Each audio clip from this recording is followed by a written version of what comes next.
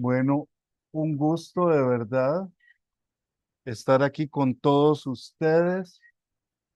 Qué alegría volver a iniciar otra vez con estos ciclos que nos ayudan un poco a entrar en la figura de Jesús. Y me decía la doctora Machado, no sé si ya entró, la doctora Machado me decía, espero que la respuesta sea no, de antemano. Bueno. Eh, Eso es algo que vamos a ir descubriendo ahorita con cada una de las diapositivas que vamos a ver. Eh, el título es muy provocador. Jesús estuvo casado y realmente nosotros en este particular estamos entre la historia, entre el mito y la fe. Y de verdad, hoy esta interrogante es muy actual y es muy polémica, muy polémica. Hay personas que básicamente han hecho carrera, han escrito libros sobre este tema. Hay personas que hacen totalmente una respuesta negativa, pero desgraciadamente carecen de fundamentos que puedan contestar esta pregunta. Y realmente, para poder contestar esta pregunta, nosotros tenemos que ir a documentos específicos. Hoy tenemos que navegar entre los textos canónicos, o sea, los textos que se encuentran en el Nuevo Testamento, entre los libros apócrifos, que ahora más adelante les explico qué son, y el contexto histórico. No venimos, como dice la presentación, a dar chismes. Venimos con la Biblia, con la historia y los que me conocen, pues también con un poquito de humor. Pregunta importante. ¿Cambiaría tu fe si Jesús hubiera tenido esposa e hijos? Es una pregunta muy importante,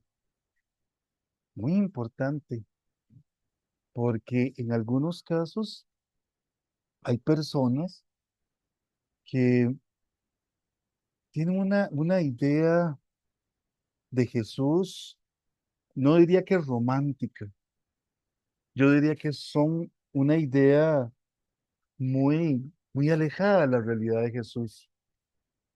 Pero planteémoslo en seco. ¿Alteraría tu fe o sería indiferente para vos? O por otro lado, te llevaría a reevaluar tus cimientos cristianos. Es muy interesante.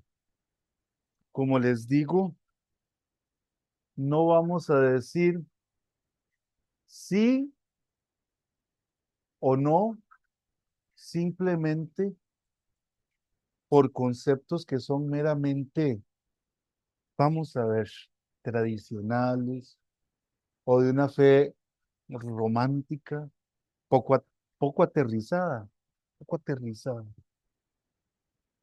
Esta interrogante tan provocadora va a guiarnos y es muy importante que hoy estemos con la mente muy abierta porque esta interrogante nos va a obligar a ustedes y a mí a reexaminar nuestras concepciones sobre el Jesús histórico. Para los que han estado conmigo, el año pasado tuvimos el curso sobre Apocalipsis del 1 al 8, perdón, sobre Génesis del 1 al 8. Este año tuvimos el curso de Apocalipsis, un curso hermoso, muy bonito. Y de verdad, yo les decía a ustedes que necesitamos tener un marco de referencia en nuestra mente. O sea, nosotros no podemos, y disculpen que se los diga con tanta franqueza, pero es que yo todavía eh, escucho gente que cuando ven Jesús de Nazaret, esa miniserie que es muy bonita, es muy hermosa, no, no hay que quitarle eso, lloran o se sienten que eso es, eso fue lo que pasó, así como dice la película. Hasta tendríamos que obligarnos a evaluar eh, la de Mel Gibson, esa película que ya 20 años después, 21 años después, todavía sigue causando, sacando roncha en muchas personas. Pero entremos en materia. La gran premisa que nos han vendido es que Jesús fue esposo de María Magdalena. Esa es una opción. O vivió célibe.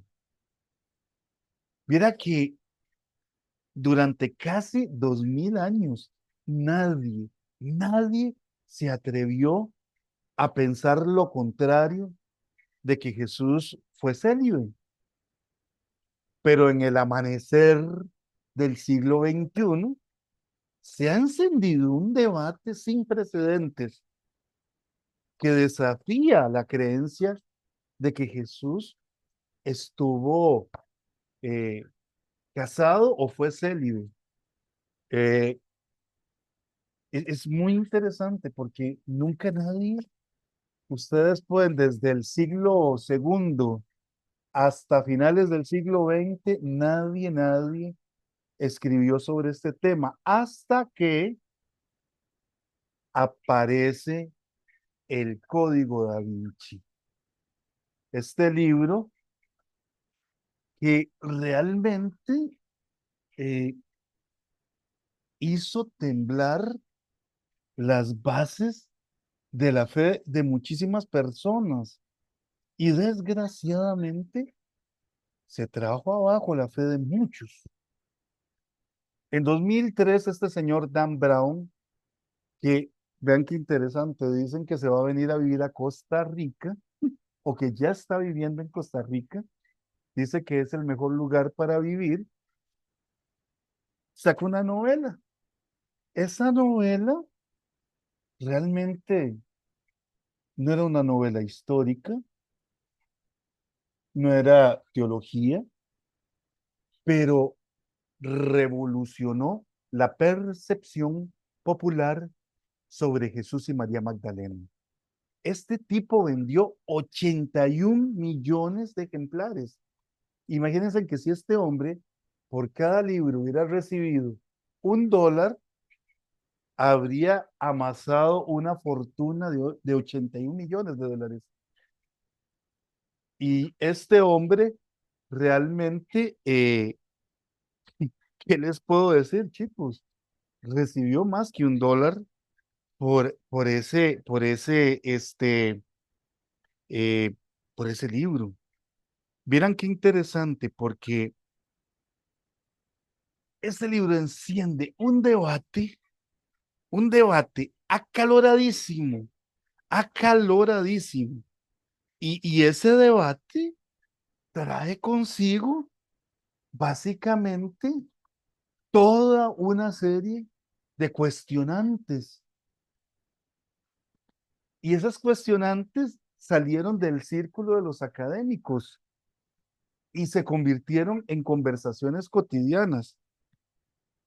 A veces series como hay una serie tremenda que se llama Alienígenas Ancestrales, esa serie Alienígenas Ancestrales en History Channel, eh, quiso desmontar toda esta premisa y de verdad fueron eh, litros de tinta, cientos de papel, cientos de papeles, libros, y la gran pregunta va a ser, vamos a ver, creo que la sociedad no entendió. El problema en realidad no fue la novela en sí, porque al fin y al cabo, la propuesta de Dan Brown es ficción.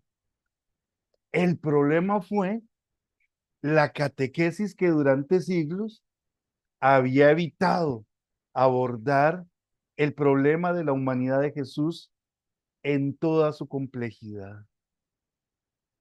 ¿Y qué se creó? Lo más fácil, un vacío que la imaginación popular fue llenando poco a poco, ávidamente.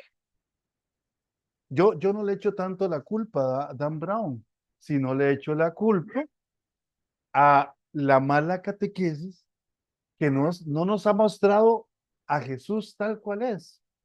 No nos ha mostrado a Jesús en su dimensión humana. Y es que cuando nosotros rezamos todos los domingos el credo, decimos, creo en Jesucristo, su único Hijo nuestro Señor. Dice, Dios y hombre verdadero. Dios y hombre verdadero. Nosotros nos quedamos solo la parte con Dios, pero no hemos podido, no hemos trabajado la dimensión de este Jesucristo, hombre. No hemos trabajado. ¿En qué se basa Dan Brown para decir que Jesús estaba casado? Él intenta, entre grandes comillas, probar la existencia de un matrimonio entre Jesús y María Magdalena y tiene tres pilares fundamentales. En un primer lugar, textos apócrifos, que ahorita vamos a explicar qué son. Hay una interpretación del Evangelio de Felipe donde se lee que María Magdalena era la compañera, la koinonos. Esta palabra se le da la connotación de esposa, ¿verdad? Y hay un pasaje en donde se da el asunto de un beso y él pone que ese beso es parte de la evidencia de la intimidad conyugal que existe entre Jesús y María Magdalena.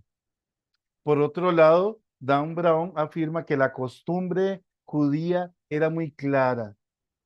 Jesús, como un maestro judío del siglo primero, tenía que estar casado, porque la soltería era una rareza y casi era una obligación social y religiosa para los hombres judíos de la época estar casados.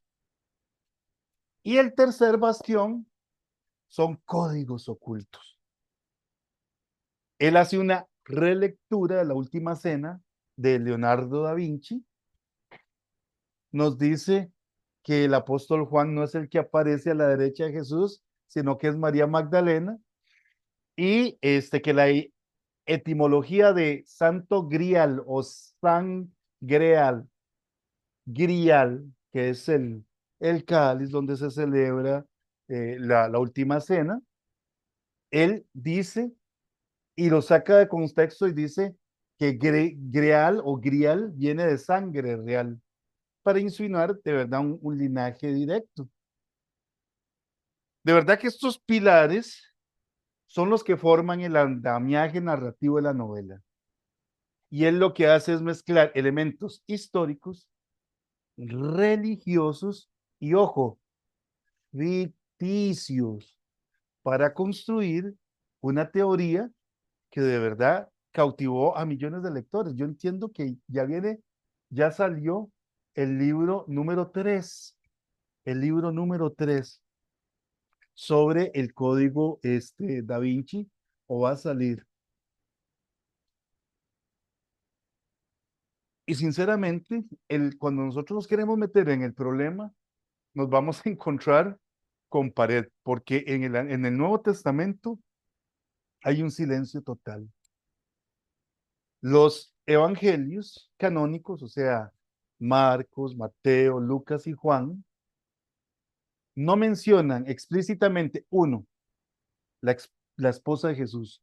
No hay ninguna mención, a pesar de que da el nombre de su madre y de su clan, de sus hermanos, su clan. Ahorita vamos a ver qué es un clan. porque si nosotros entendemos que es un clan en el siglo primero, nos ahorraremos un montón de conjeturas y los podemos llamar hermanos, y claro, hermanos, pero ahorita vamos a ver qué es un clan. Tampoco hay ninguna referencia a que Jesús haya tenido descendientes.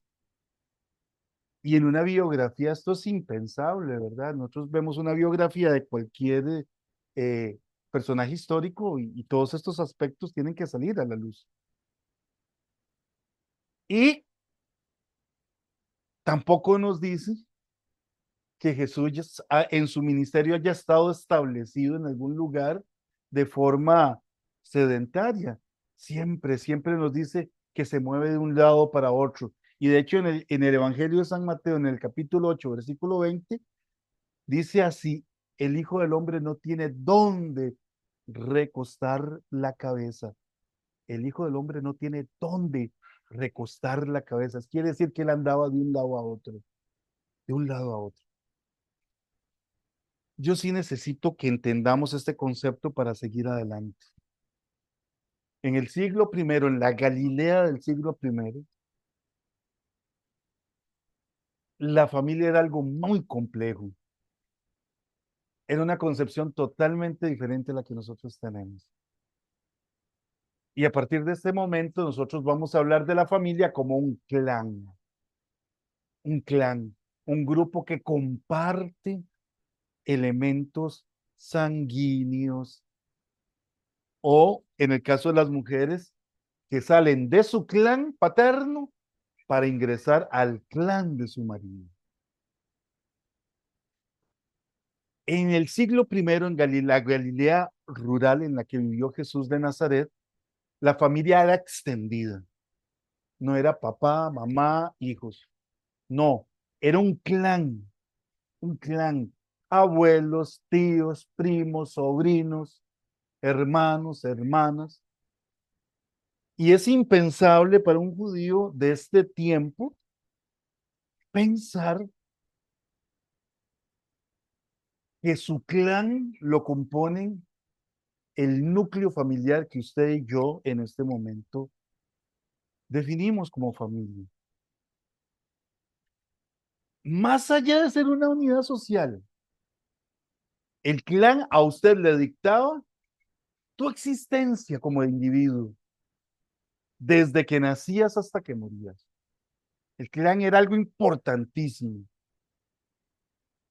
Las decisiones importantes, quién se casaba con quién, cuál era la ocupación que usted iba a tener, se tomaban en consulta con el clan. El clan estaba encabezado por la figura del patriarca, que podía ser el papá más mayor, el papá que da a ese clan le da toda su descendencia. Y tu papá decía con quién te casabas, en qué ibas a trabajar. Si la familia el clan fue deshonrado y manejaba la reputación de toda la familia. El clan definía mi identidad. Era el lugar de cada persona en la comunidad. Era sumamente importante que el clan tuviera claro quién es quién. El clan era una unidad económica, es muy importante. En esa sociedad agraria del siglo primero, el clan era la unidad económica fundamental. Las tierras, los recursos y el trabajo se gestionaban, ojo, colectivamente dentro del clan. Cada miembro iba a contribuir en el sustento común. De hecho, las casas, hoy nosotros tenemos la idea de que cada una en su casa y Dios en la de todos. Ahí no, ahí era todos en una sola casa, que las casas se iban ampliando, era interesante.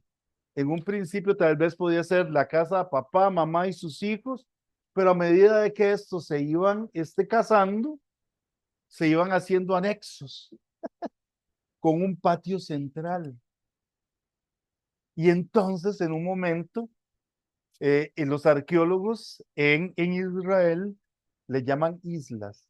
Se van formando islas que son cuartitos alrededor de un patio central donde está el horno comunal, donde se hacen los trabajos comunales. Ahí se come, ahí se habla y después, eso sí, cada uno se iba para su cuartito. Vean que nada de esto sale en el libro de Dan Brown. No creo que ni siquiera él lo haya tomado en cuenta. Y si lo pudo haber tomado en cuenta, creo que no le hizo caso. La continuidad del linaje, sí, ciertamente era muy importante. De hecho, dentro del clan, el matrimonio y la procreación eran deberes sociales y religiosos. ¿Por qué? Porque al vos casarte y al procrear, el clan se iba a perpetuar y esa herencia familiar iba a crecer.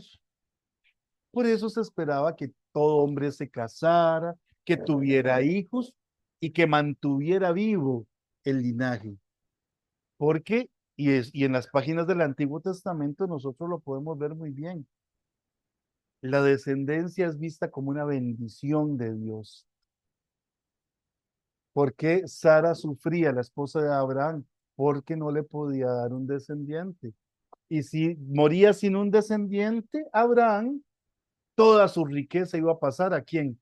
A su mayordomo, a su persona de confianza. Y este iba a iniciar un nuevo clan. El clan de Abraham se iba a desaparecer. Vamos a ver un poquito sobre la soltería en la Galilea antigua. En ese tiempo, ¿verdad? Donde la vida familiar era tan importante, no era muy importante, era súper importante, estar soltero era muy raro y era poco común.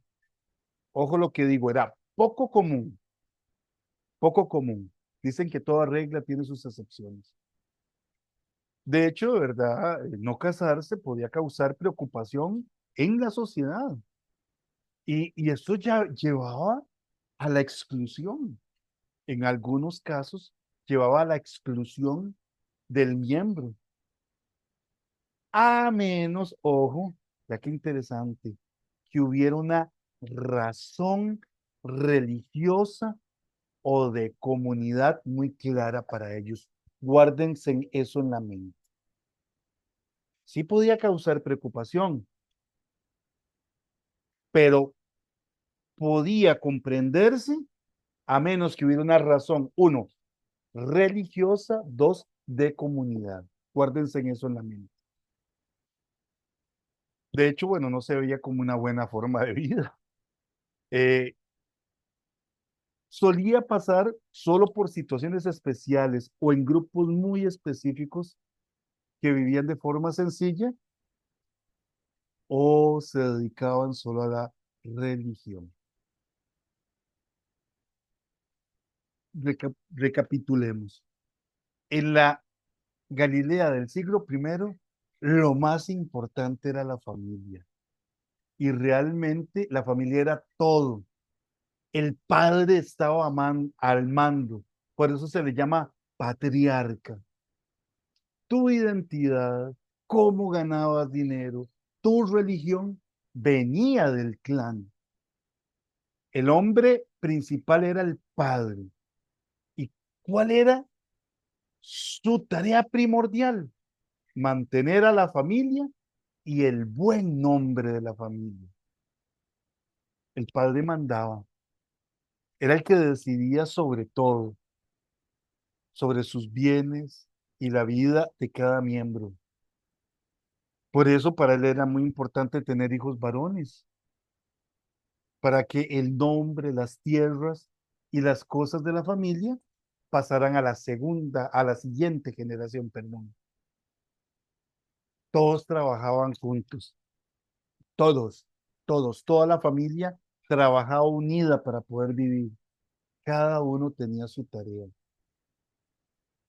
El clan era una unidad familiar muy organizada, muy organizada. Tu familia te daba fama. La reputación de una persona no dependía de la persona, dependía de la familia y de si ésta tenía buena fama en el pueblo.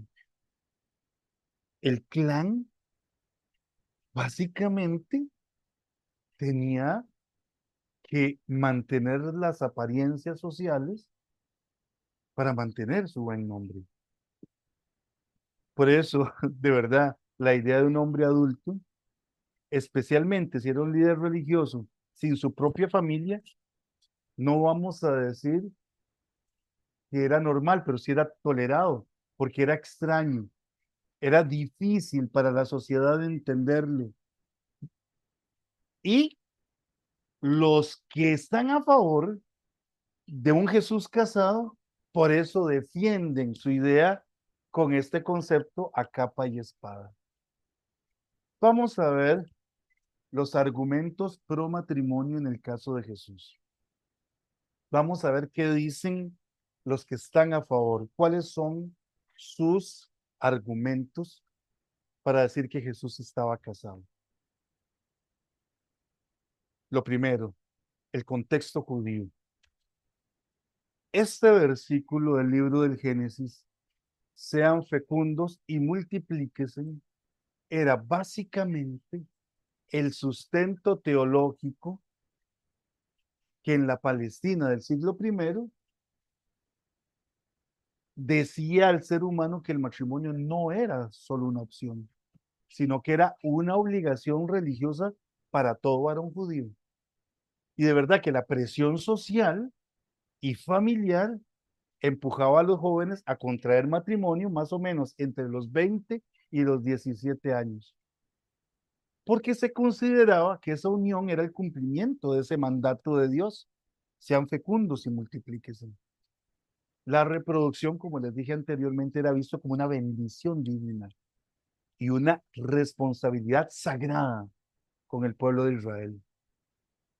Por eso ellos dicen que en este contexto, permanecer soltero no era solamente extraño, sino que era un escándalo potencial. Y aquí es donde se cimientan muy duro, porque eso era contrario a la voluntad de Dios expresada ya desde el libro de Génesis en el relato, en el segundo relato de la creación. Quiero que me entiendan esta parte porque es fundamental. Algunas personas dirán, uy, pobrecito, un chiquito de 17 años casándose. Pues aquí se pueden escandalizar un poquito más. La edad de las mujeres era entre los 12 y los 16 años, inmediatamente después de la pubertad. ¿Por qué lo hacían? Por varias cosas. Primero, aseguraba la virginidad, que es, pues era, o, o es todavía, un tabú muy importante para algunos pueblos. Y esta es la razón principal, maximizaba los años reproductivos. Los hombres estaban entre los 17, 20, 18, 25 años. Era cuando ya se habían establecido en un oficio o cuando ya podían mantener una familia. El caso de Jesús. Jesús inicia su ministerio a los 34 años. Y realmente a los 34 años Jesús ya era un viejo, ya era un viejo. Y habría sido considerado tardío para el matrimonio según esos estándares. Pero ¿por qué le surgía tanto, tanto casar a las parejas de una forma tan temprana? Bueno, en primer lugar, tenemos que comprender la realidad demográfica de esa época. En la Palestina del siglo primero, la esperanza de vida de hombres y de mujeres era más o menos entre los 25 y los 35 años de edad. La gente moría muy, muy joven. Más o menos, había una mortalidad infantil entre el 30 y el 40% antes de los 5 años. Antes de los 5 años. De cada 10 niños, 4 se morían antes de llegar a los 5 años. Y de verdad, en una época donde la medicina y todo lo que nosotros comprendemos ahora como un parto normal, eso no existía. Y los riesgos de la muerte durante el parto eran muy, muy altos. Por eso, en este contexto de vida, que era ciertamente breve e incierta, cada año de fertilidad era crucial. Una vez que a la niña le llegaba la primera regla, ya estaba en edad para casarse. Ya estaba en edad para casarse. Recapitulando, para la sociedad del siglo primero, la soltería de un hombre como Jesús de 34 años, que ya había superado, de hecho, la esperanza de vida promedio, no era extraña, sino que era una desviación de las normas culturales y de esa estrategia de supervivencia esencial para la comunidad. Recapitulando, una persona de 34 años como Jesús cuando empieza su ministerio, básicamente ya había terminado su ciclo reproductivo. Y la gente que defiende un Jesús casado nos dice que eso hubiera sido terriblemente mal visto por el clan de Jesús en primer lugar, esa familia extendida, y por el pueblo en donde él vivía. También se agarran de la visión de los rabinos, que más o menos ya fue puesta por escrito después del siglo segundo después de Cristo, en un documento que se llama el Talmud. El Talmud es un libro que se empieza a escribir después del siglo segundo, en donde las tradiciones orales de los rabinos se fueron poniendo por escrito. Esta gente tenía una capacidad de memorización muchísimo más alta que nosotros. Todo se transmitía por la tradición. Pero un momento después de tantos problemas, cae el templo de Jerusalén. Ellos ven que prácticamente la nación judía, después del año 70 está a punto de desaparecer. Ellos empiezan a poner por escrito lo que los rabinos antiguos decían. ¿Qué decían estos rabinos? Ahí está un rabino enseñando. El hombre sin mujer es medio hombre. Vean qué interesante. Los maestros rabínicos del tiempo de Jesús eran implacables respecto a esto del celibato voluntario. Ellos lo consideraban una vergüenza social y era como una maldición. De hecho, hay escritos rabínicos del siglo segundo que dicen que Dios maldecía a quien llegara a los 20 años sin tomar esposa. Y también hay un asunto muy serio, que es la identidad masculina.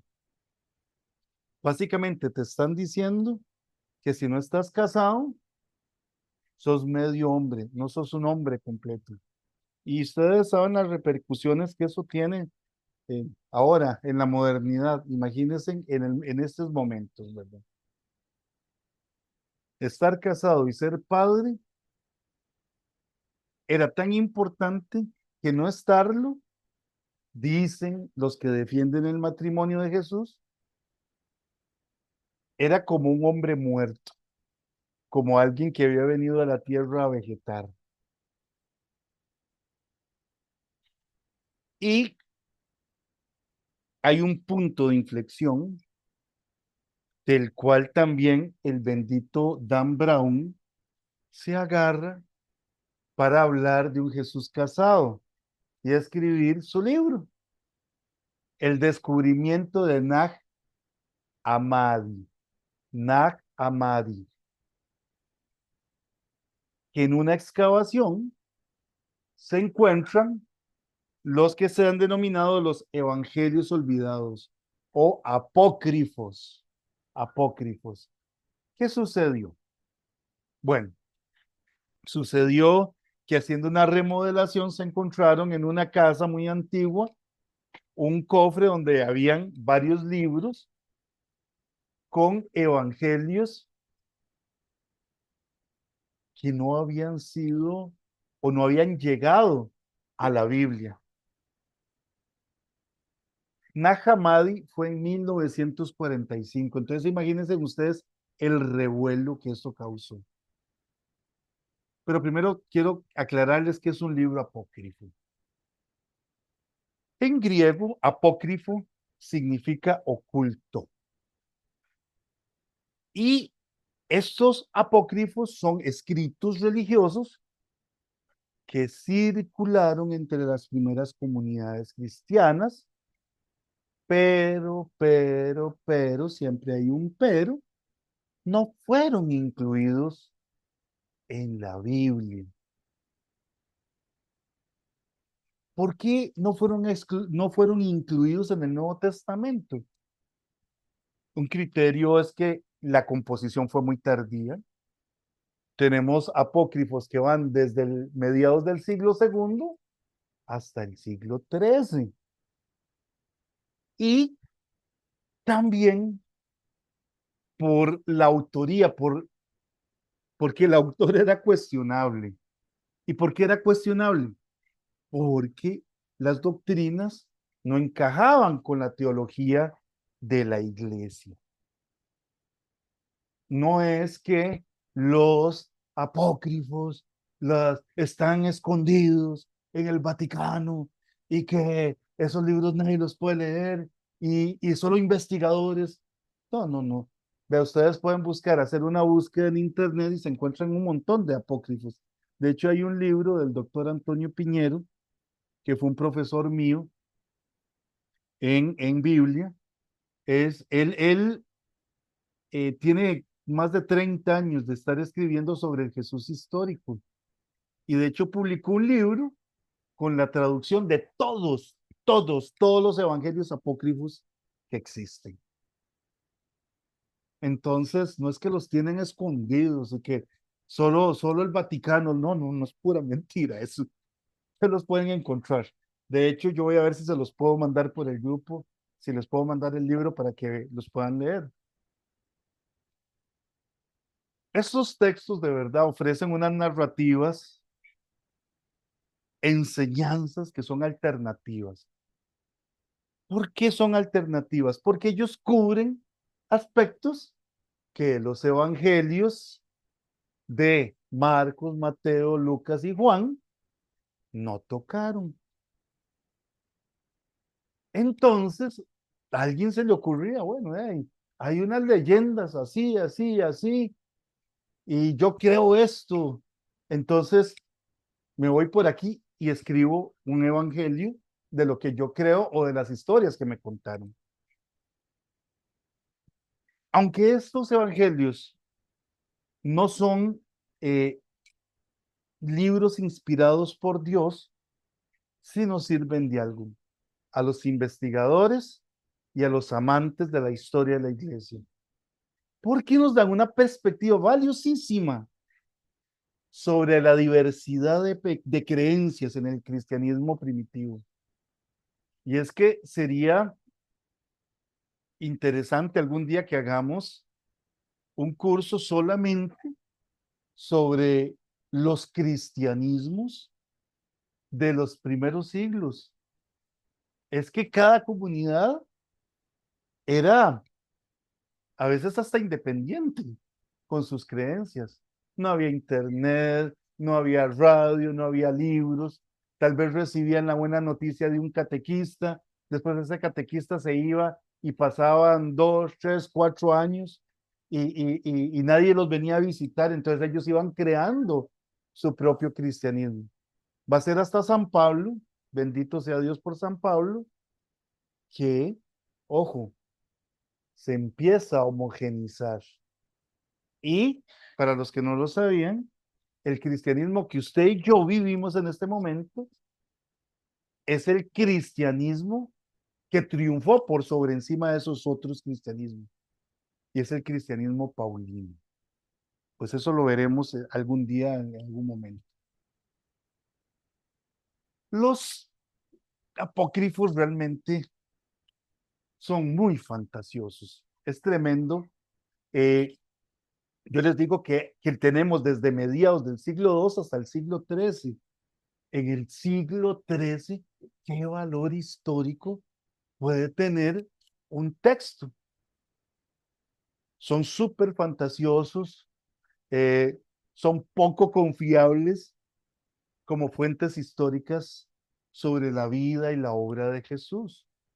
De hecho, ese origen tan tardío y la naturaleza tan extravagante, de verdad limita su valor para la vida histórica de Jesús. Por ejemplo, hay un evangelio que es el protoevangelio de Santiago.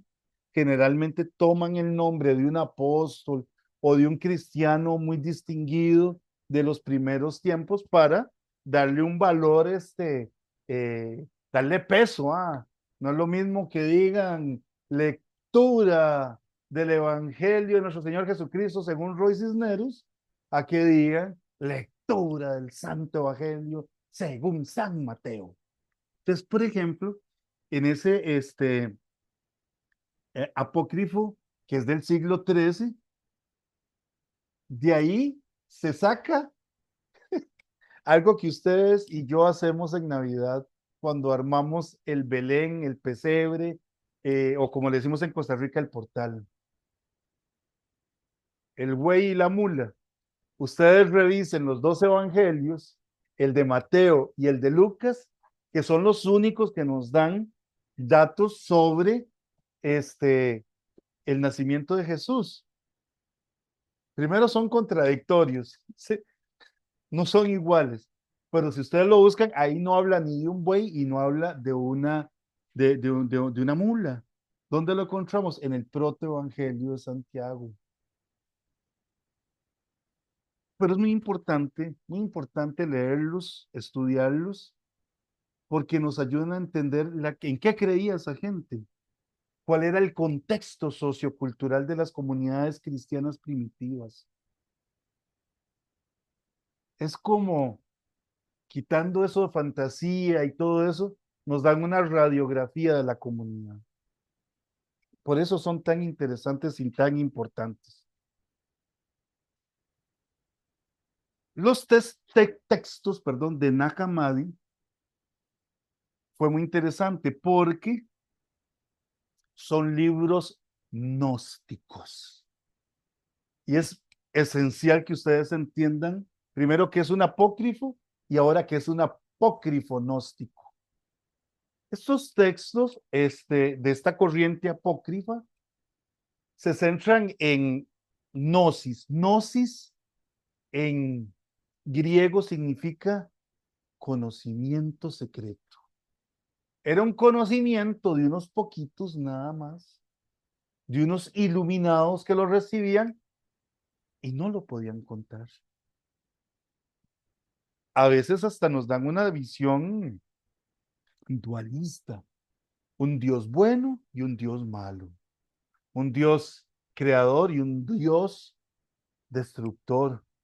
Y después hacen una reinterpretación libre de las figuras bíblicas. Estos libros gnósticos son libros más filosóficos. No nos hablan de un Jesús maestro enseñando, nos hablan más bien de un Jesús como un filósofo griego que da conocimientos secretos a personas muy, muy particulares. Guárdense en esto en la mente.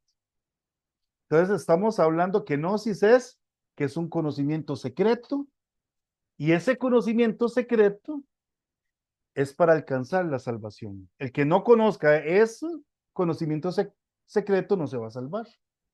Nos habla de un Dios bueno que se opone a un Dios malo que es un demiurgo, es un creador. Ese demiurgo es un creador de un mundo defectuoso, de un mundo que no salió bien.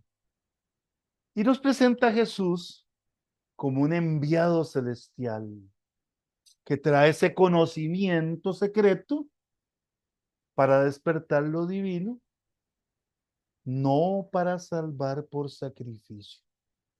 Entonces los gnósticos, para darles un ejemplo, en muchos casos piensan que lo que no, la gente veía, esa imagen de Jesús, parecía un hombre, pero no era un hombre.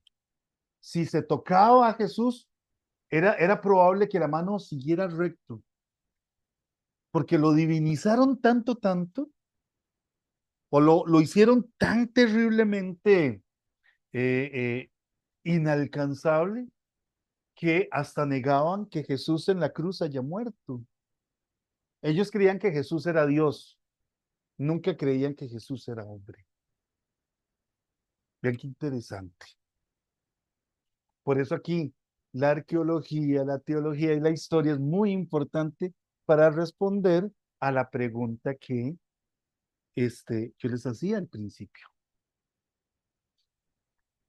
¿Qué pasó con Nag Hammadi?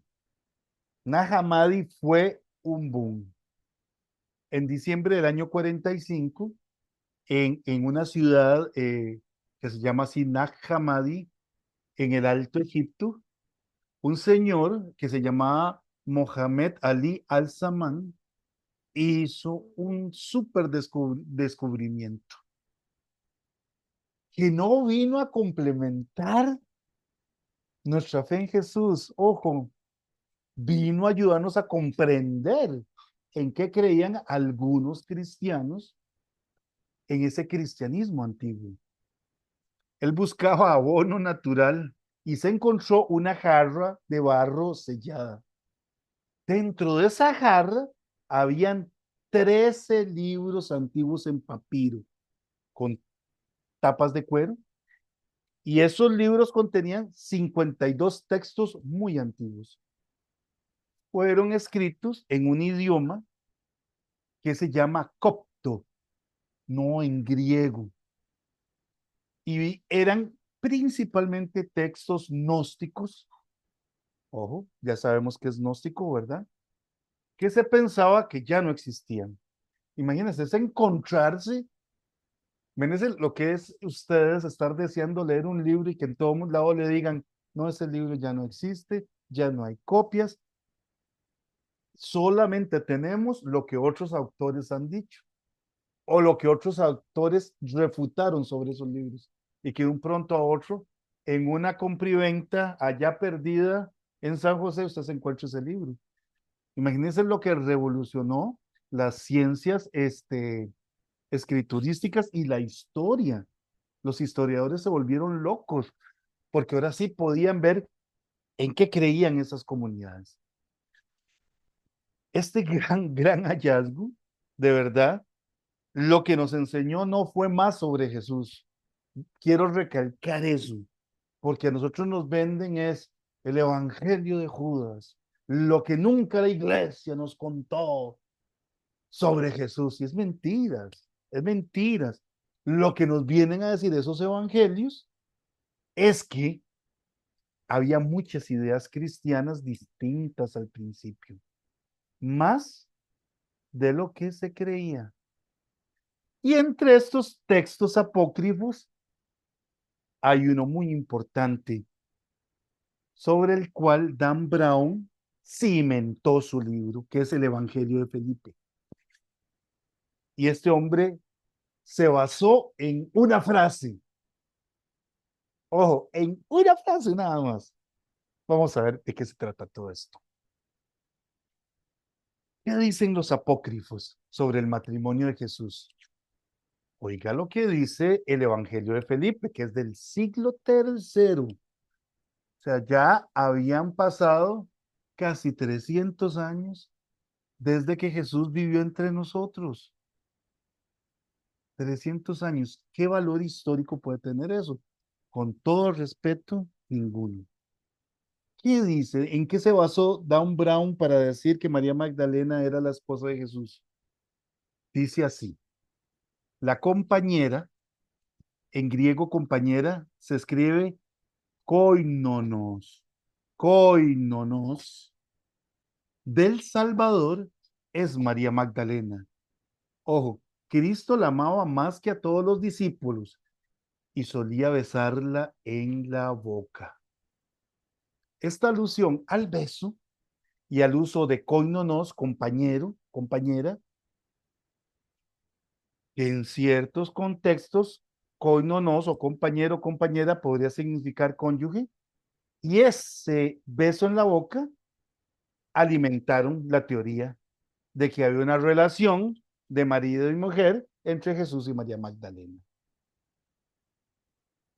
Vayan sacando sus conclusiones. Muy bien. Esto es lo que dicen los que aceptan que Jesús estuvo casado. ¿Cuál fue la joya de la corona? El bendito Evangelio de Felipe. Recuérdenlo muy bien, recuérdenlo. Ahora vamos a ver los argumentos sobre la aceptación del celibato en tiempos de Jesús. Número uno, ya desde el Antiguo Testamento tenemos una serie de profetas que fueron solteros. Aunque el matrimonio era esa norma tan arraigada en el judaísmo del siglo primero, la soltería era aceptada, ojo, para quienes tenían un llamado divino, porque era un signo profético. No se apegaban a nada ni a nadie. Solo se dedicaban a Dios. Y entonces tenemos al pobre Jeremías, pobrecito Jeremías. Cuando hagamos el curso sobre el profeta Jeremías, van a entender. Jeremías es una vida atormentada, tremendamente atormentada, porque a él le tocó denunciar. Habían profetas como el tercer Isaías, el trito Isaías, que es lindísimo, y toda la gente vendrá al templo a adorar a Dios, y todos veremos que el Señor será bellísimo, será adorado. Pero al pobre Jeremías le tocó de la parte difícil, señalar los errores en los cuales y los pecados en los cuales vivía la sociedad eh, judía o judaíta, más correctamente, eh, 500 años antes de Jesús. Jeremías era célibe, no era casado. Ejemplo del Nuevo Testamento, Juan el Bautista vivió célibe porque, según los dice la escritura, estaba en preparación para la llegada del Mesías en un estilo de vida que se parecía más a un monje, a lo que nosotros entendemos por un monje, en el que tener una compañera en esas condiciones o una familia en esas condiciones era muy duro. Dice el Evangelio que vestía de piel de camello, o sea, no era una tela suave, era una tela que raspaba. Ya me imagino lo que se escondía dentro de esa piel de camello, chinches y cosas horribles, piojos, todo este asunto. Y lo que comía era saltamontes y miel silvestre, ¿verdad? ¿Cómo va usted a darle a una familia eso? Es un signo profético que él esté célibe. Y en el tiempo de Jesús, tenemos a Jeremías en el Antiguo Testamento, a Juan el Bautista en el Nuevo Testamento, pero contemporáneo a Jesús había unas comunidades que se llamaban los esenios. Ellos, estos grupos esenios, practicaban el celibato voluntario, es decir, que vivían en comunidad, como los monjes o las monjas que nosotros conocemos, y no se casaban como una disciplina espiritual y no era mal visto. Entonces, en este contexto, decir o asumir la soltería de Jesús se alinea con estos precedentes, porque Jesús está redefiniendo el concepto de familia ya no con el clan, sino en términos espirituales. Jesús viene a romper con todas las creencias. Es interesantísimo. Jesús es rebelde a esa figura del patriarcal, del clan. Jesús viene a hablar ahora de una nueva familia, en donde los lazos no son de sangre, los lazos son espirituales. Les contaba que en Qumran, en esa comunidad ascética establecida junto al Mar Muerto, ellos practicaban el celibato como una forma de pureza ritual. Sus manuscritos, que son los rollos del Mar Muerto, revelan que ellos se dedicaban al estudio de las escrituras y tenían una visión dualista. ¿Qué entendemos por dualista? Entendemos que ellos creían en Dios y en un gran maestro que le llamaban el maestro de luz, que eran los que regían su modo de vida. En tiempos de Jesús no solamente estaban los esenios. En Egipto hay un grupo judío, lo describe un historiador que se llamaba Filón de Alejandría, fue historiador, filósofo, teólogo, este hombre era increíble. Nos cuenta que había un grupo contemplativo judío cerca de un lago que se llamaba Mariotis, en Egipto, que vivía en celibato. Ellos se dedicaban solamente a la interpretación alegórica de la Torá. Y los hombres y las mujeres residían por separado. Qué interesante. Y se llamaban los terapeutas. Pero quieren otro ejemplo.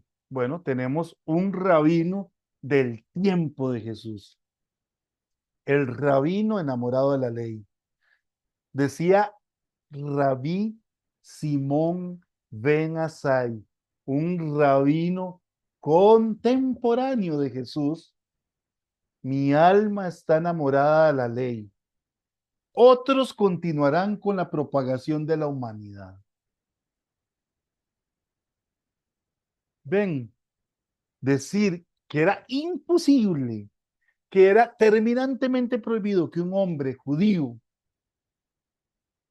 viviera en celibato o no se casara, pues realmente es no estudiar el mismo contexto histórico que rodea a Jesús. Más todavía, vamos con más, un poquito más. Vamos a agarrar el Evangelio copto de Felipe. Chiquillos, vean qué interesante. Esto es una copia en facsímil del Evangelio copto de Felipe. Y ustedes van a ver algunos problemitas. Véanlo un ratito, un momentito. Yo creo que ahí lo pueden ver bien. Bueno, la interpretación literal que da un Brown y los que nos dicen Jesús tuvo que ver estar casado, ignora la rica simbología de los textos gnósticos. Los gnósticos utilizaban metáforas para expresar verdades espirituales muy profundas. Una metáfora es una comparación,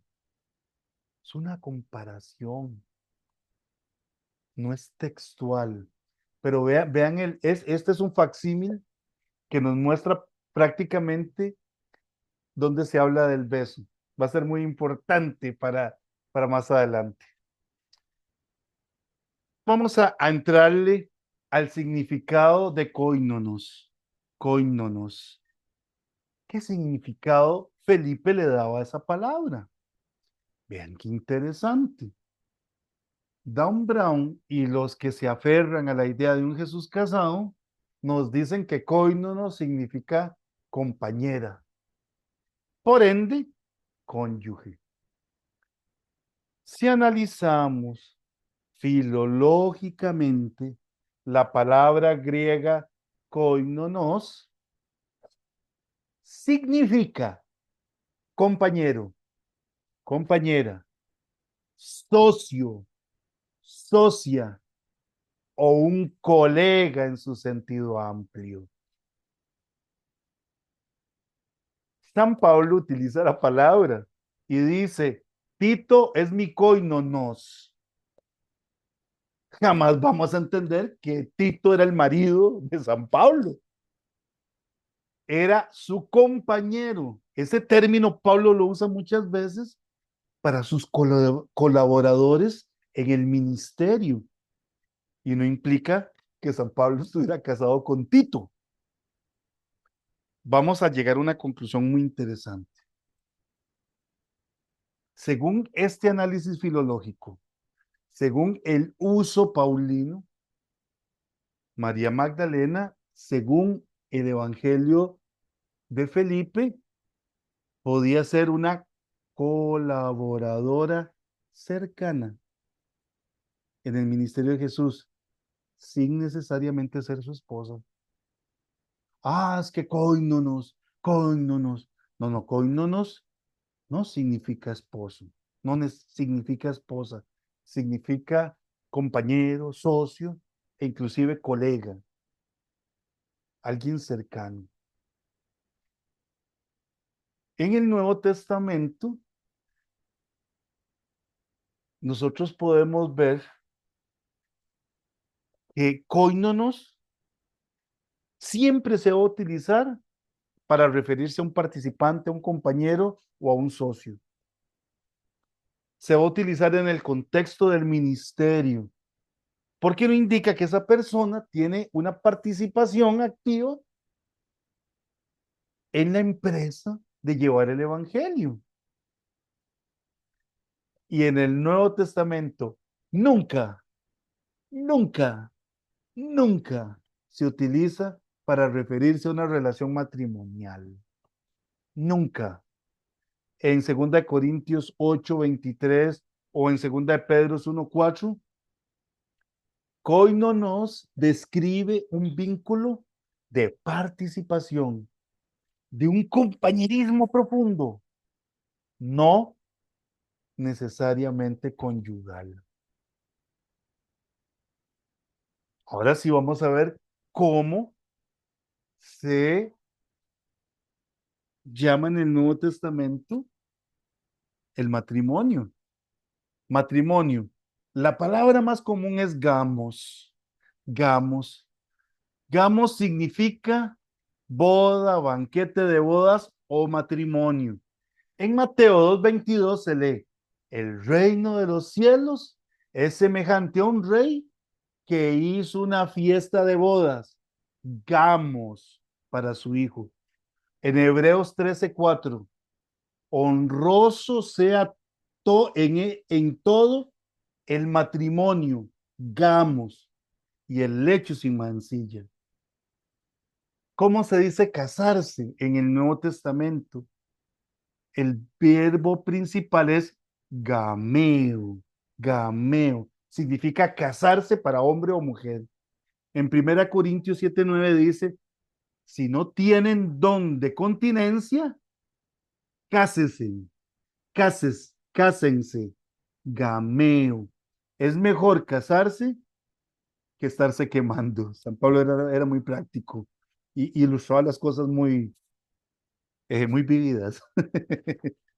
En Mateo 5:32, cualquiera que se divorcia de su mujer, a no ser por causa de fornicación, la hace adulterar. Y el que se casa gameo con la repudiada, comete adulterio. ¿Y cómo llama el Nuevo Testamento al esposo y a la esposa? Estándar, se dice hombre y mujer. Entonces, hombre se dice aner, hombre, que en el contexto matrimonial se traduce como esposo. Y la mujer, guiné, en el contexto matrimonial se traduce como esposa. En Efesios 5:25, que escribe, maridos, agir, anir, amad a vuestras mujeres, guiní, guiní, así como Cristo amó a la iglesia. Entonces, las palabras en tiempo de Jesús para definir matrimonio, para definir casarse y para esposo y esposa, nunca van a ser koinonos. Koinonos no se puede aplicar a un contexto matrimonial. No se puede. Pero ahora sí, aquí sí se pone el asunto de cabeza. Ese es el fragmentito donde se habla de el famoso beso. ¿Y qué pueden ver ustedes ahí?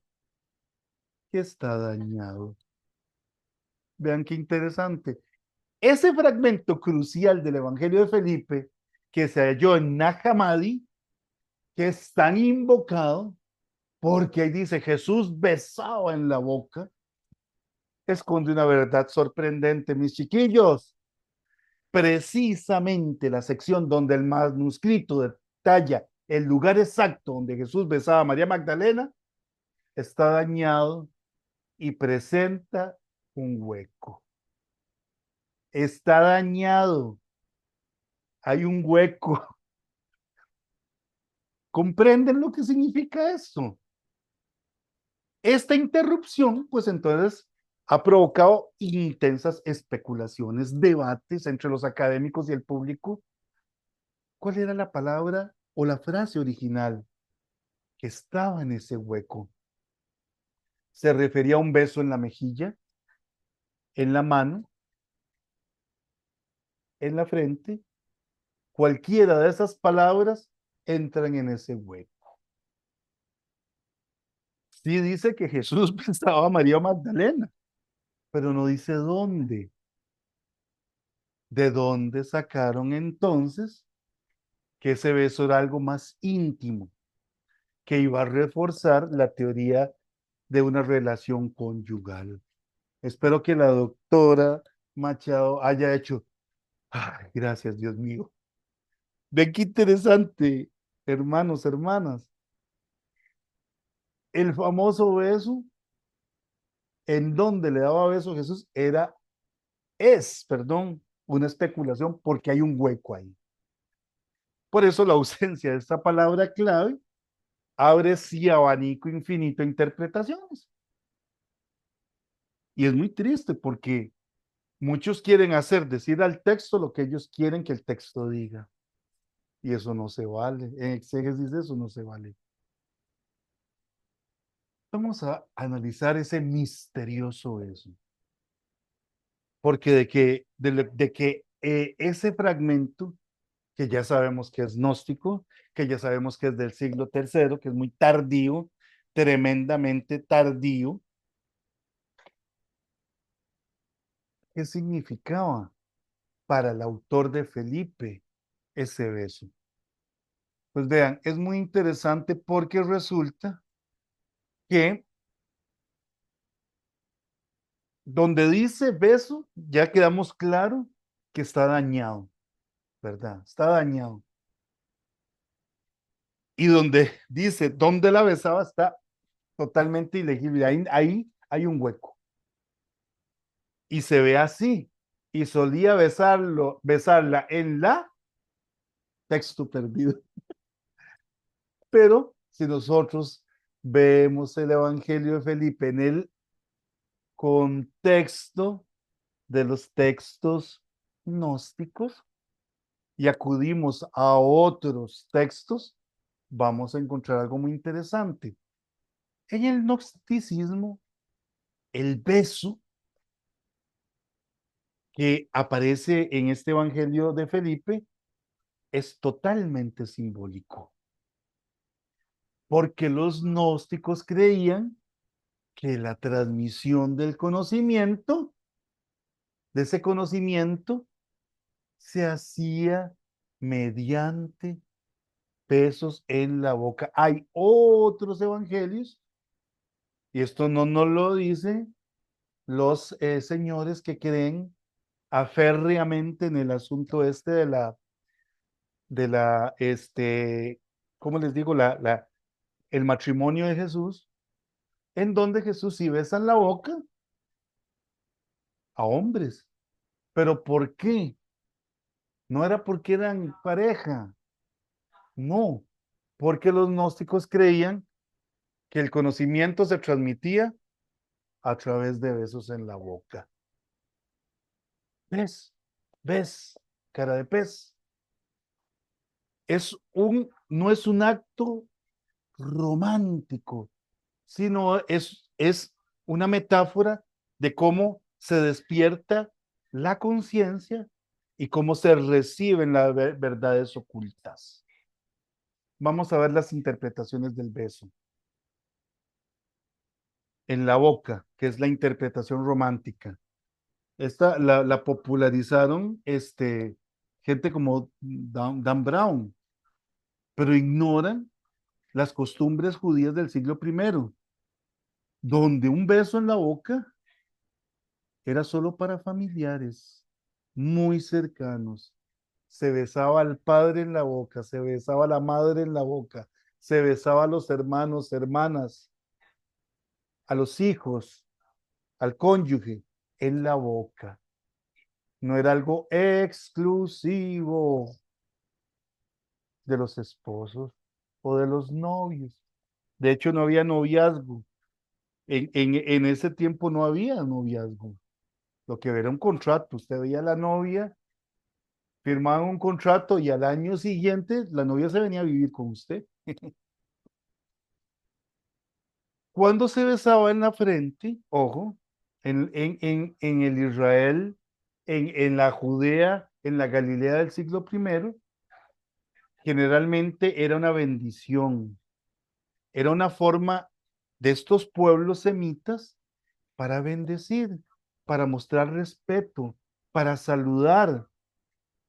Y sugiere, ojo, ojo, ojo, una relación de maestro-alumno o una bendición espiritual. Hay cientos de documentos en donde los besos en la frente son para bendecir. Y el beso en la mejilla es un saludo normal judío, en las dos mejillas, como los españoles. Es un saludo habitual entre personas del mismo sexo o parientes cercanos y a veces entre amigos íntimos.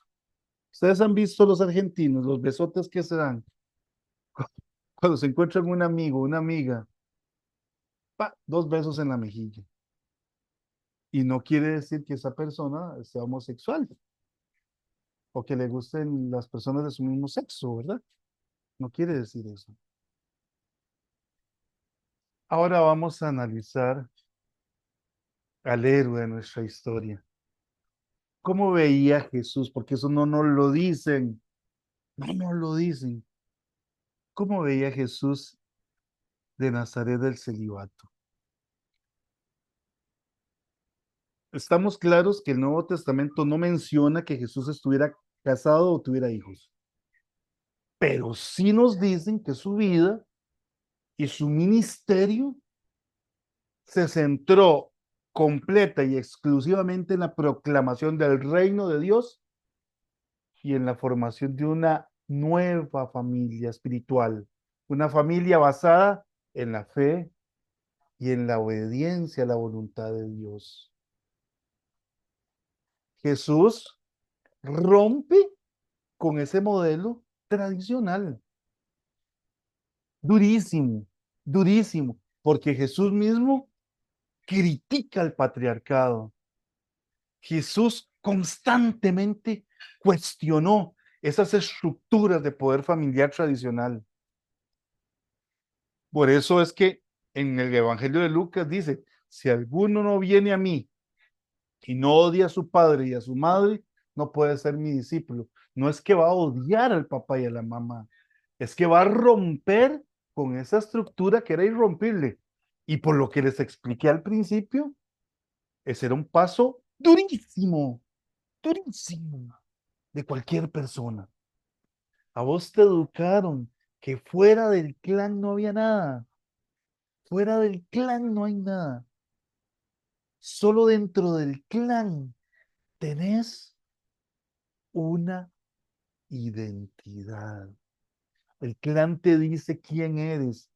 El clan te da tu buen nombre. Y Jesús dice que no. Jesús dice que no, que ahora es diferente.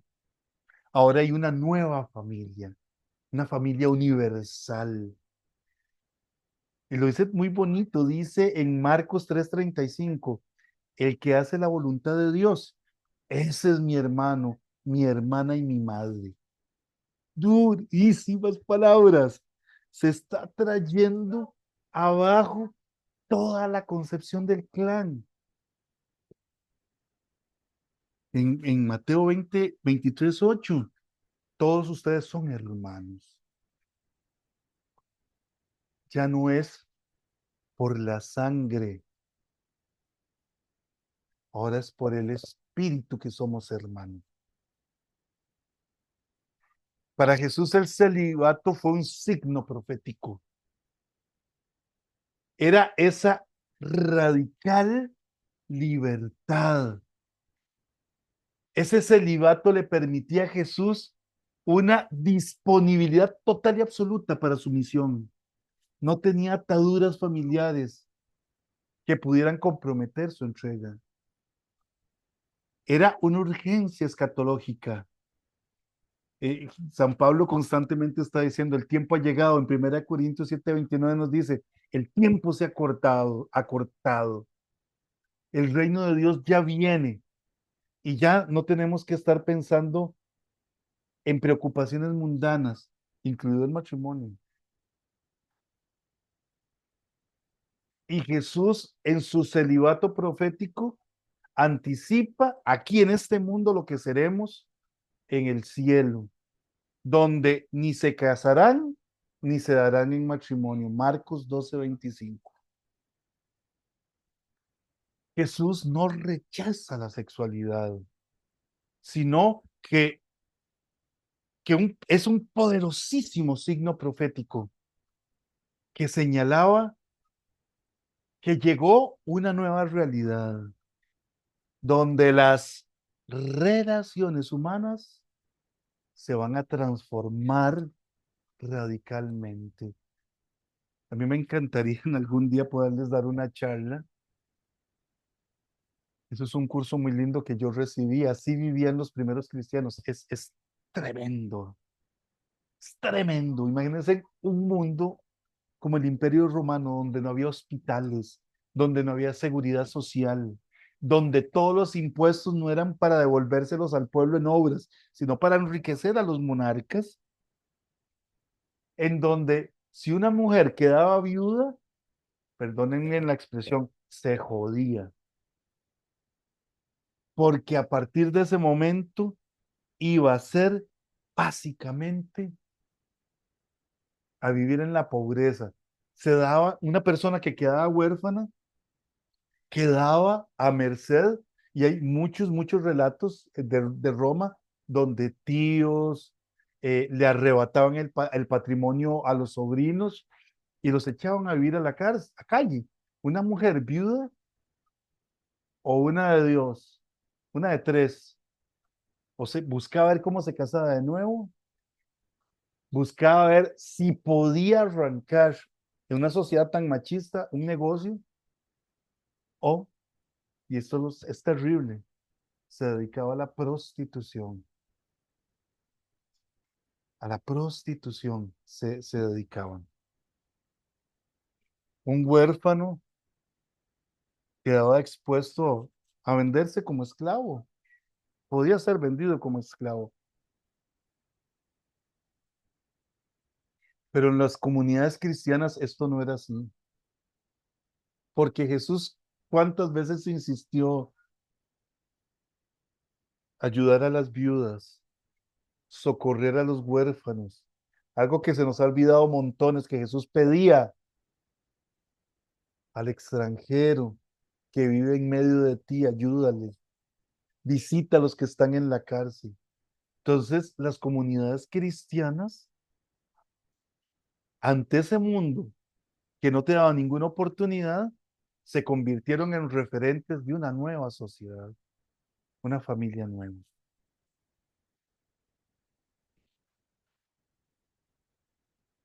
Yo me pregunto por qué nos fascina tanto a la sociedad esa idea de un Jesús casado. Porque seamos honestos, los que lo defienden con una vehemencia, y yo pienso que se puede dar por cuatro factores. Primero, quitar esa parte divina de Jesús para tratar de humanizar más a Jesús. Un Jesús romántico y con familia. En teoría parece más accesible y comprensible desde mi propia experiencia, ¿verdad?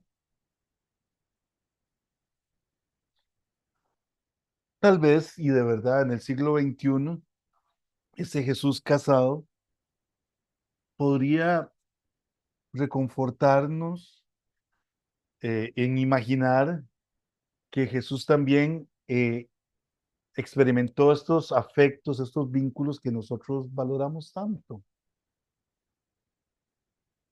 Pero también, y esto es más oscuro, un Jesús enamorado sería más vulnerable, más expuesto a las fragilidades humanas.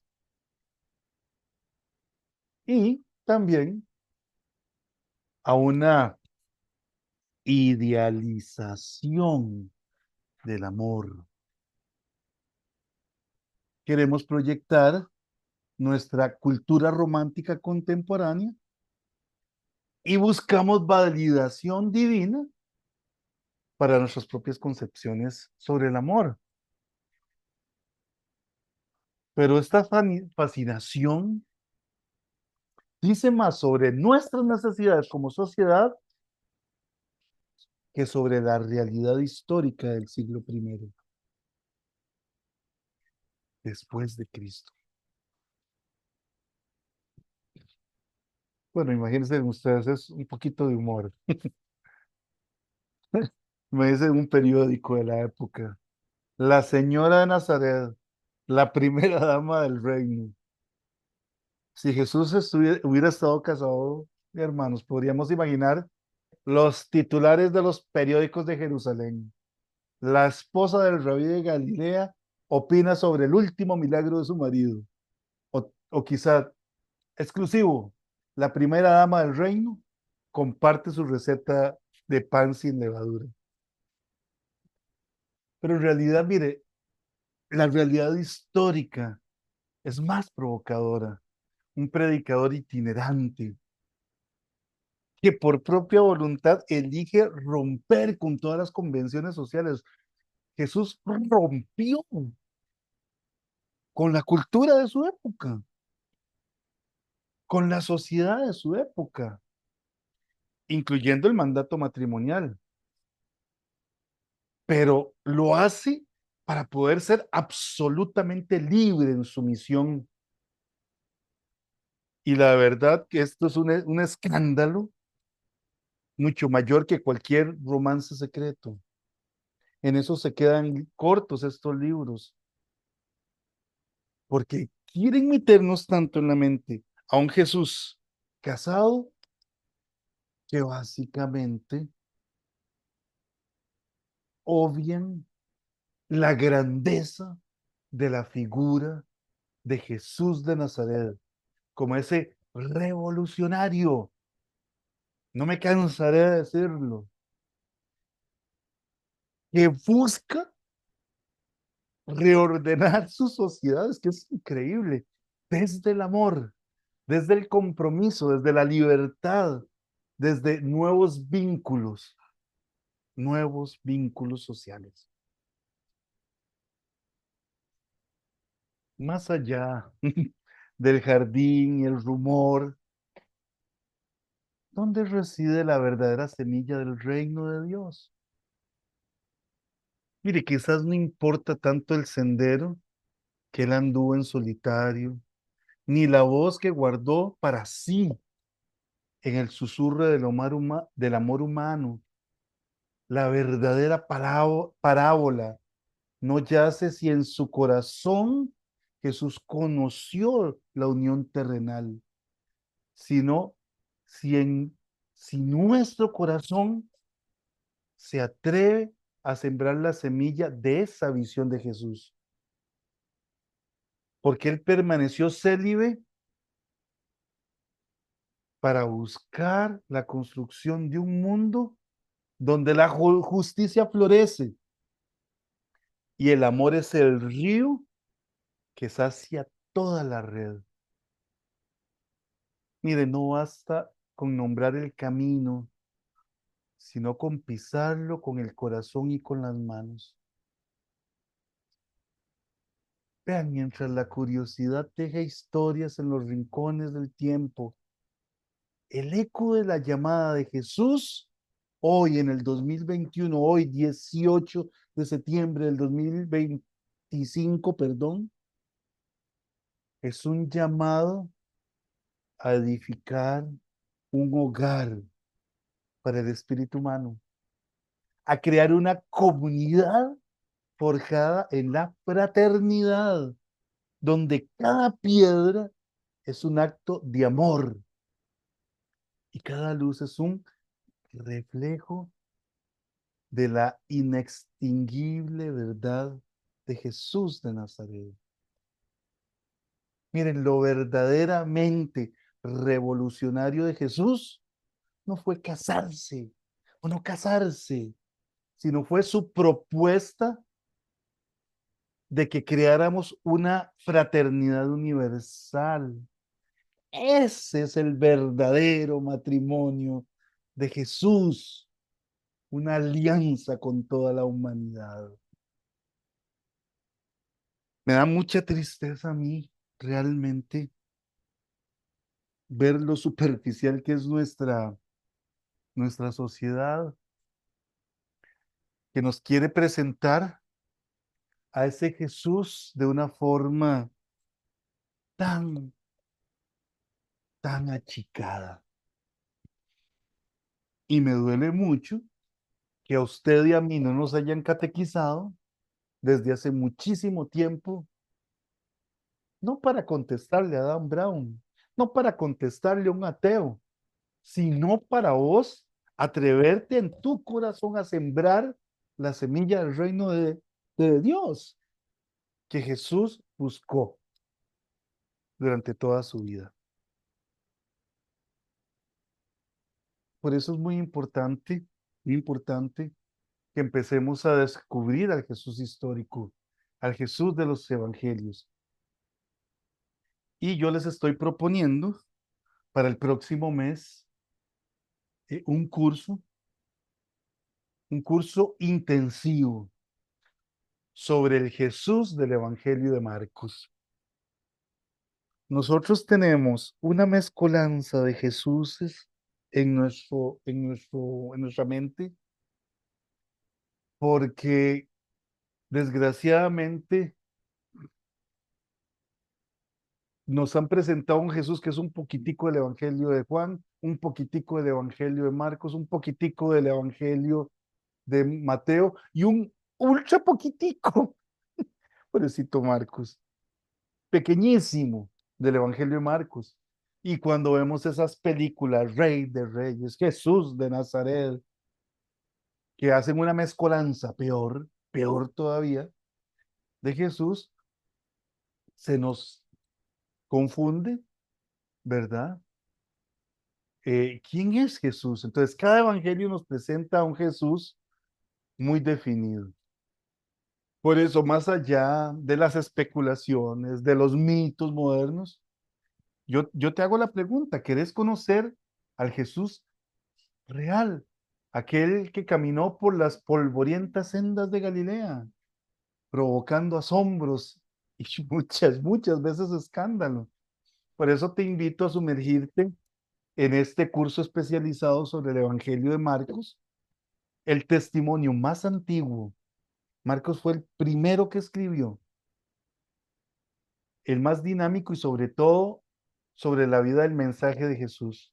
Y en este curso vamos a descubrir ese Jesús que desafió las convenciones sociales de su tiempo, incluyendo las expectativas sobre el matrimonio, la familia, como un signo profético de su reino. Vamos a conocer su mensaje revolucionario, sin filtros teológicos posteriores, basando directamente en las fuentes históricas y en el contexto del siglo primero. Vamos a conocer el contexto sociopolítico y cultural de la Galilea del siglo primero, que enmarcó el ministerio de Jesús, comprendiendo mejor las costumbres matrimoniales, la vida familiar y el celibato en esa época. Y también vamos a adentrarnos por qué el silencio del Nuevo Testamento sobre su estado civil, que en sí mismo, pues es un poderoso mensaje. Va a tener una duración de 8 sesiones, una por semana los jueves. Queremos iniciarlos el 15 de octubre. Ahí está mi correo, pero también pueden escribirme. Y yo les quiero dejar una tarea. La tarea es traer a alguien más. El costo del curso son 20.000 colones, $40 fuera de Costa Rica. Y bueno, es también para mantener un poco mis estudios. Yo estudio, ahorita estoy haciendo una maestría, la empecé el mes pasado, sobre arqueología, historia y geografía bíblica. Estoy estudiando en una universidad eh, israelita, en la Universidad Hebrea de Jerusalén. Y todo eso a mí me conlleva tener que pagar, ¿verdad? Eh, Esto es una ayuda para mi ministerio, para poder llegar a más personas. Y de verdad, si alguien no puede, pues ya no puede. Pero la idea es que también haya una retribución de todos estos conocimientos que yo trato de darles. Este, Les agradezco increíblemente por su atención. Este, sí me gustaría, eh,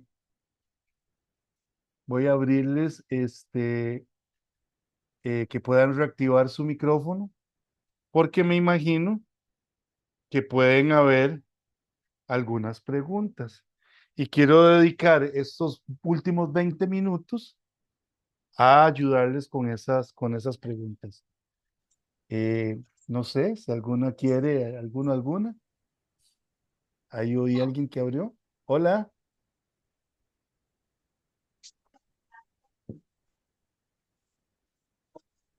hola. Hola Roy, buenas noches. Buenas noches, Honor JDI. ¿Con quién tengo el Es que gusto? no lo pude acomodar, vieras, qué vergüenza, no podía entrar.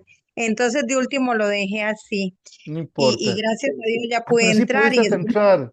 Qué dicha. sí, sí. Muchas gracias más bien por todo, muy interesante, la verdad que sí, me quedé sorprendida y estaba como ansiosa de que pronto dijera qué era el asunto con Jesús y María Magdalena. Porque se le queda a uno como esa, yo estaba como asustada, digo yo, jamás como van a haber sido casados, ¿verdad? Pero bueno, Ujú. Gracias por toda la explicación, la verdad que estaba muy bonito, muy interesante, me gustó mucho ya, y espero poder seguir conectándome también. Me costó un montón, pero lo logré. Qué alegría, de verdad, de verdad. Y que hayas podido escuchar. Yo ahora les voy a pasar la grabación más luego o mañana para que también puedan repasarla. Solo que les pido que no la compartan.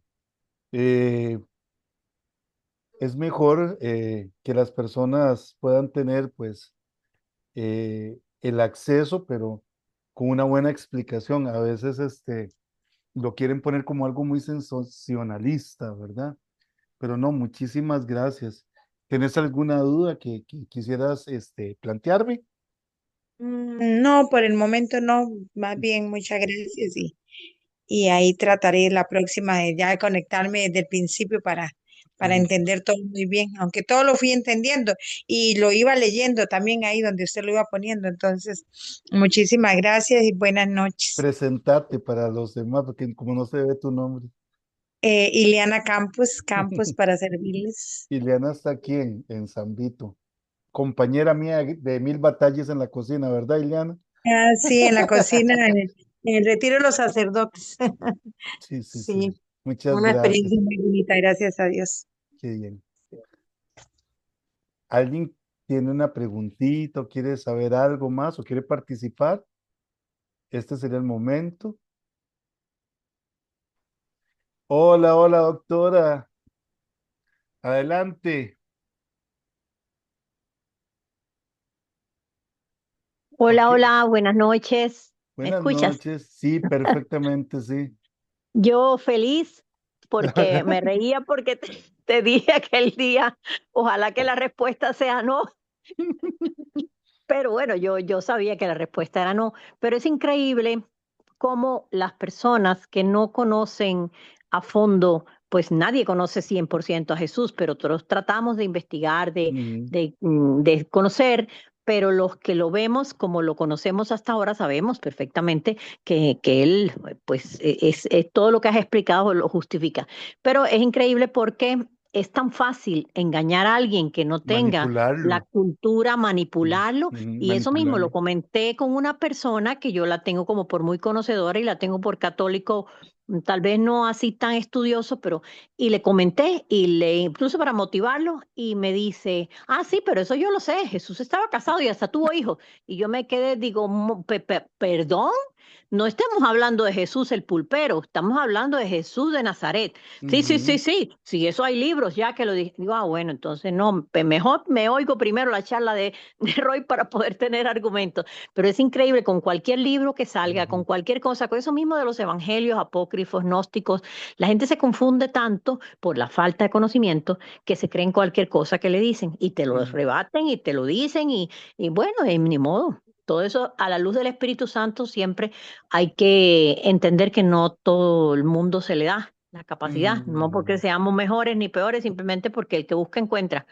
Pero, pero sí, cuenta conmigo para ese nuevo curso. Voy a tratar de jalar dos integrantes más y sí te pido permiso para pasarle esta charla a Alejandro, mi hijo, porque él no se podía conectar esta noche Claro porque que sí, claro, tenía claro. algo. Entonces, pero él está como yo, ávido. Entonces digo, bueno, si pasan el link, yo te paso el para que lo puedas Sí, revisar con claro, calma. claro, para que lo vea, porque Sí, como vos decís, y es increíble, o sea, a veces encontramos cristianos que están tan confundidos, ¿verdad? exacto. Y que se Y creen cualquier cosa. sí, y es que yo les decía al principio que Dan Brown en ningún momento dice que eso es real. Es una novela, es una ficción. Pero la gente lo quiso tomar como sí, ya está probado.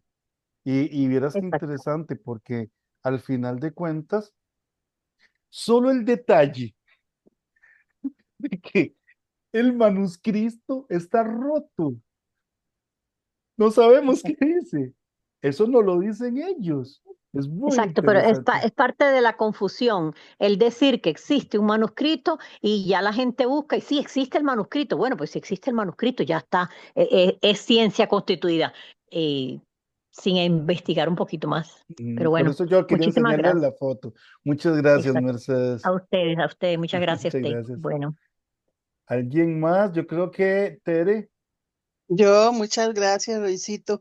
Demasiado lindo la charla, me encantó. Y también, pues, comentarle que uno, pues, si uno siente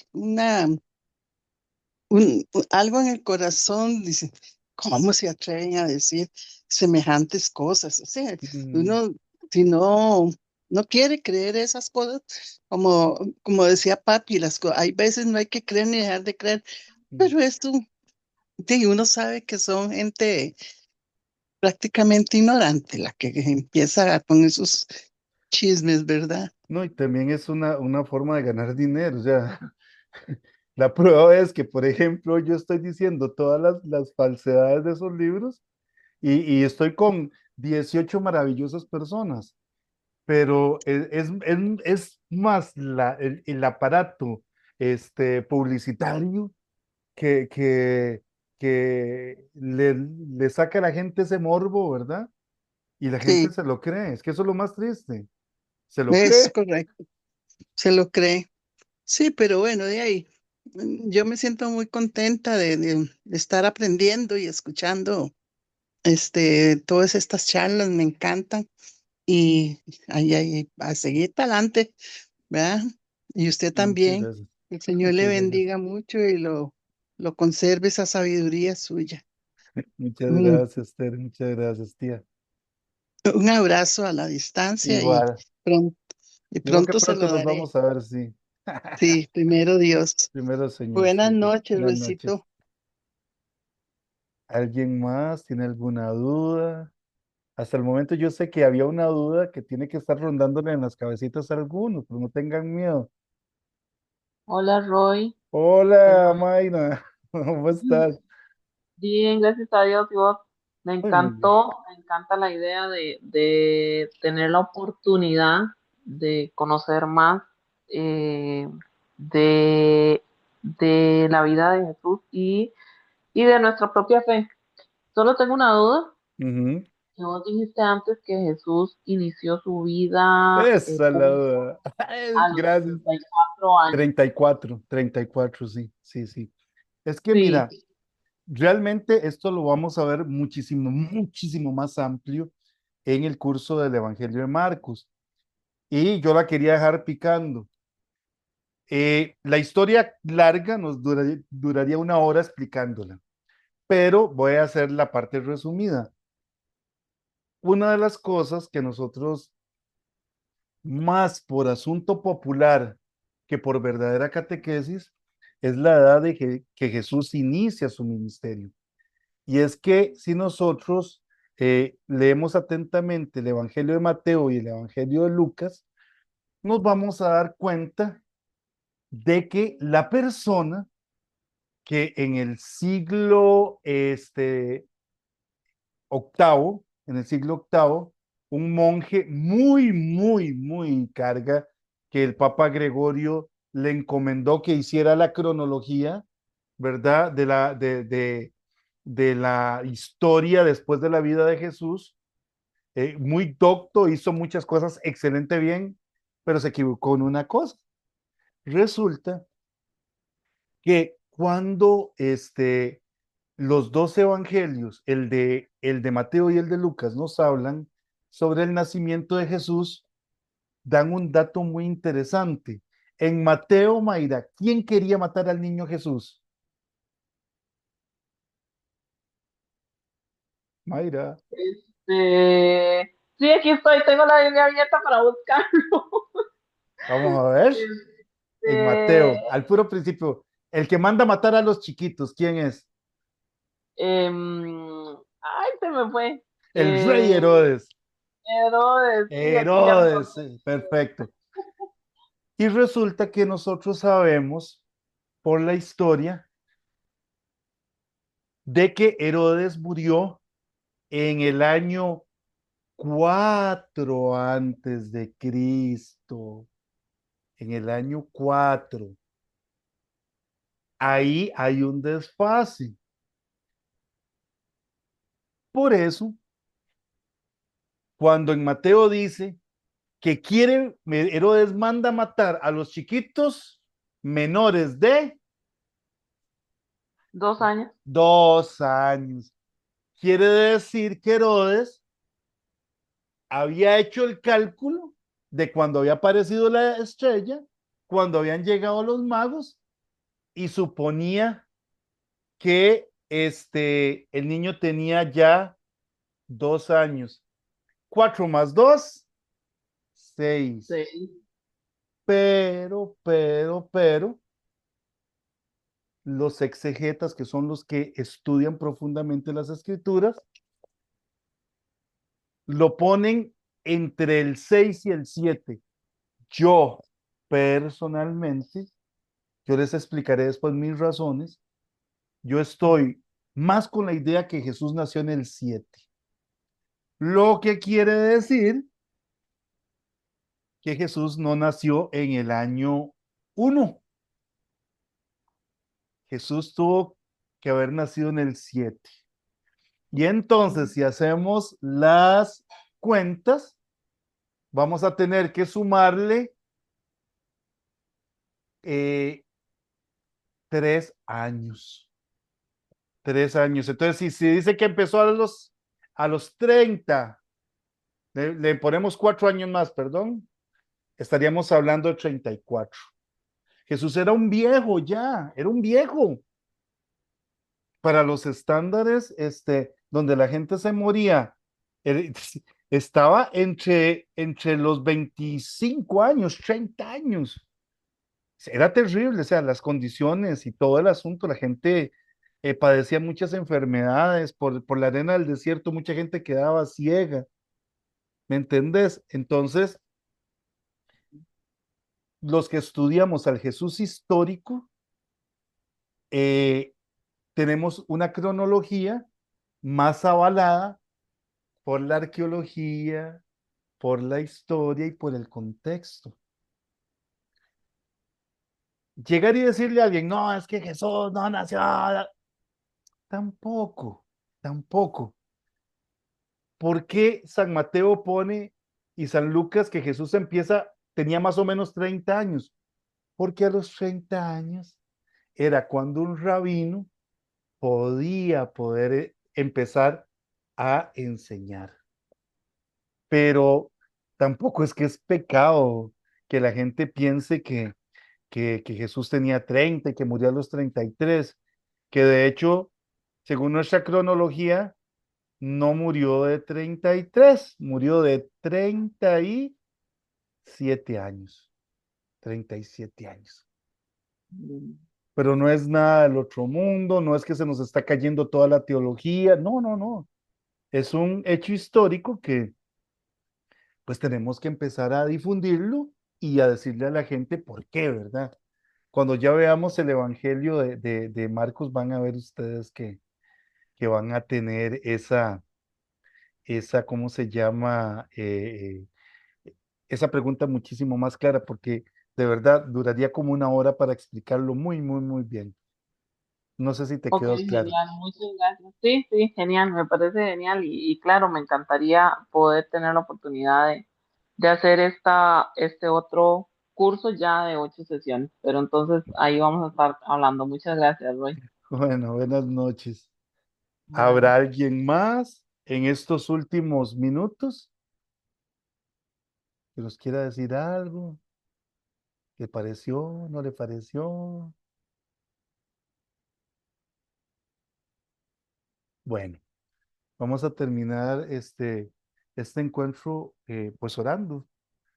Vamos a decir, Padre de eterna misericordia, te agradecemos por el don del Espíritu Santo, Señor, por el don que le has dado a tantos hombres y mujeres que a través de los años han leído las escrituras, han rebuscado en bibliotecas y que han trabajado muy fuerte para que nosotros hoy podamos escuchar esta clase y podamos comprender tantas cosas interesantes sobre la vida de Jesús, sobre el contexto en el cual él vivió.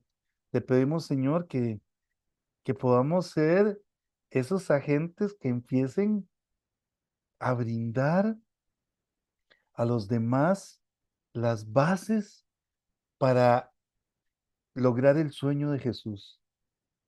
ese sueño de una sociedad más justa, de una sociedad más fraterna, pero sobre todo una sociedad donde la ley principal sea el amor. Por eso te vamos a decir, Padre nuestro que estás en el cielo, santificado sea tu nombre, venga a nosotros tu reino, hágase tu voluntad así en la tierra como en el cielo. Danos hoy nuestro pan de cada día. Perdona nuestras ofensas, como también nosotros perdonamos a los que nos ofenden. No nos dejes caer en tentación y líbranos del mal. Y te pedimos tu santa bendición en el nombre del Padre, del Hijo y del Espíritu Santo. Amén. Buenas noches, muchas gracias, muchísimas gracias.